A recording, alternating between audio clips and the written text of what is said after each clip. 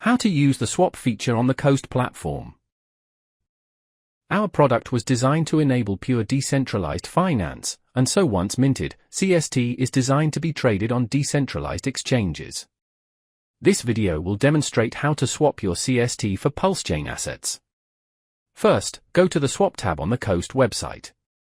Make sure your wallet is connected. Then, make sure your wallet is connected to the payout widget.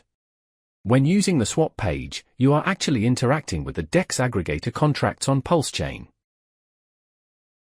Select the assets you wish to trade. The swap page defaults to the swap CST to PLS to make the onboarding process as simple as possible. However, you are able to select any asset by either using their inbuilt menu or pasting in the correct token contract address.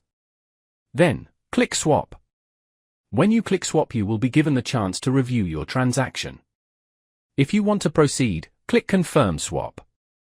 Confirm the transaction in your connected wallet. The swap will then execute on-chain. Please remember that your wallet may not reflect your new token balance unless you add the token to be displayed in your wallet.